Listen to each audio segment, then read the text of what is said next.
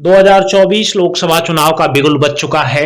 हर राजनीतिक पार्टी अपने अपने हिसाब से प्रयास में है कि किसके कितने ज्यादा से ज्यादा सांसद जीतें और जो संभावित उम्मीदवार हैं जिनको टिकट मिलने की उम्मीद है वो लखनऊ से लेकर दिल्ली का लगातार चक्कर लगा रहे हैं।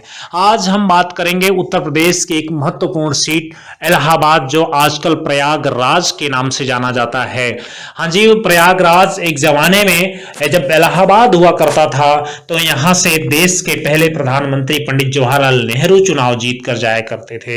लेकिन वर्तमान समय में स्थिति ऐसी है कि रीता बहुगुणा जोशी जो सिटिंग एमपी हैं भारतीय जनता पार्टी के टिकट पर, ऐसा माना जा रहा है कि जबकि उत्तर प्रदेश में भारतीय जनता पार्टी ने 51 प्रत्याशियों की सूची जारी कर दी है, जिसमें इलाहाबाद की सीट पर अभी कैंडिडेट का नाम डिक्लेयर नहीं हुआ है।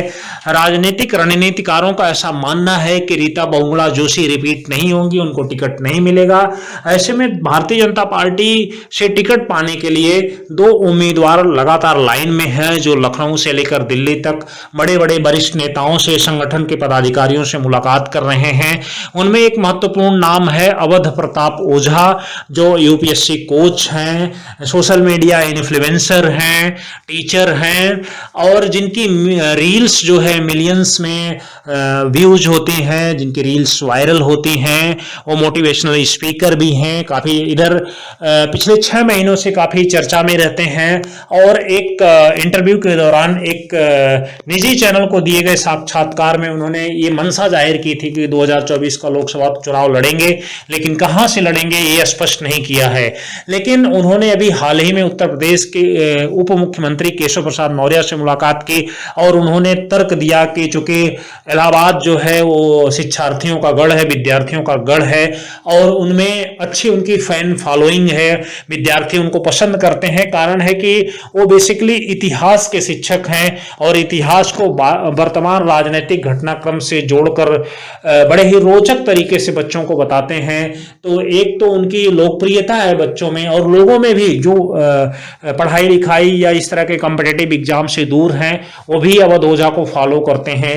हालांकि ये बात अलहदा है कि ये वोट में कितना तब्दील हो पाते हैं ये तो अलग बात है, समय बताएगा। चूंकि एक उदाहरण भी है कि मध्य प्रदेश में चाहत पांडे, जिनके सोशल मीडिया पे लगभग 12 लाख से ज़्यादा फॉलोवर हैं, लेकिन जब वो इलेक्शन लड़ी विधानसभा का तो उन्हें कुछ 2800 वोट मिले थे।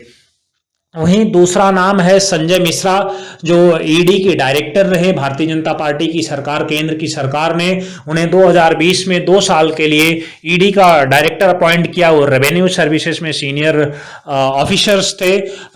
2020 में उनको ईडी का चीफ डायरेक्टर नियुक्त किया गया और उनके कार्य को देखते हुए, हालांकि उन्होंने कई विपक्षी नेताओं के यहाँ रेड मारी और कई विपक्षी नेताओं की जांच पड़ताल की, जिसमें राहुल गांधी से लेकर झारखंड के मुख्यमंत्री हेमंत सोरेन तक का नाम शामिल है। उनके कार्यकाल को 3 बार, जो ईडी का डायरेक्टर होता है उसका कार्यकाल 2 साल का होता है, लेकिन केंद्र की सरकार ने उनके कार्यकाल को 3 बार एक्सटेंड किया और सुप्रीम कोर्ट के हस्तक्षेप के बाद उनको उनके पद से हटाया गया और 2023 में वो सेवानिवृत्त हुए। इलाहाबाद के रहने वाले हैं, इधर उनका इलाहाबाद आना जाना शुरू हो गया है और भारतीय जनता पार्टी के संपर्क में है। ऐसा कयास लगाया जा रहा है कि संजय मिश्रा को, चूंकि ब्राह्मण चेहरे हैं और उत्तर प्रदेश में इलाहाबाद की जो सीट है अब प्रयागराज नाम से चर्चित है, यहाँ पे ब्राह्मण मतदाताओं का काफ़ी प्रभाव है, तो अवध ओझा और संजय मिश्रा में से ऐसा माना जा रहा है कि भारतीय जनता पार्टी 11 तारीख को सोमवार के दिन कैंडिडेट जब डिक्लेयर होंगे बाकी बची हुई 29 सीटों पर, तो इन दोनों नामों में से किसी एक के नाम पर मोहर लग सकती है।